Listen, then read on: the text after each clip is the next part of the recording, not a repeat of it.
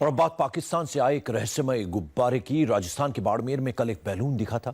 इस बैलून को एयरफोर्स के फाइटर जेट ने मार गिराया था। आज एक बार फिर से गांव वालों ने 4 बैलून देखने का दावा किया है। अब सवाल उठ रहा है कि सरहद पर बार बार दिख रहे इन गुब्बारों का सच आखिर क्या है।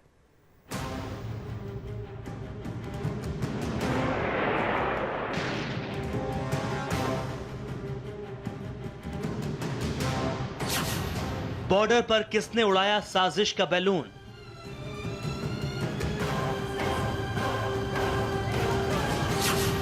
सरहद पार हिंदुस्तान कैसे आया पाकिस्तानी गुब्बारा?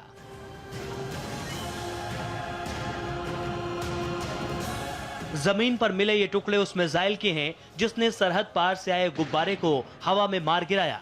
एयरफोर्स की मिसाइल के ये टुकड़े तो मिल गए, लेकिन उस गुब्बारे की गुत्थी अब तक सुलझ नहीं पाई है जिसे मिसाइल दागकर नीचे गिराया गया।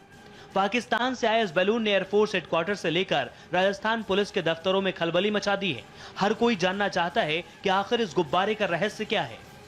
26 जनवरी को जब पूरा देश गणतंत्र दिवस के जश्न में डूबा था, तब राजस्थान के बाड़मेर में एक बड़ी हलचल हुई।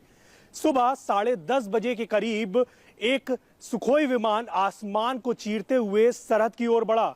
थोड़ी देर बाद एक बड़े धमाके की आवाज सुनाई दी, जिसको सुनकर पूरा गांव सहम गया। धमाके के कुछ देर बाद गांव वालों को जमीन पर ये टुकड़े मिले। देखकर ही समझ में आ रहा था कि ये किसी बम या फिर मिसाइल का हिस्सा है। गांव वालों ने तुरंत पुलिस को खबर दी। थोड़ी देर बाद पुलिस भी पहुंच गई। पहले लोगों को लगा कि गांव में बम गिरा है, लेकिन जब पुलिस आई तब हकीकत कुछ और ही निकली। असल में सुखोई विमान ने हवा में एक बैलून को मार गिराया था।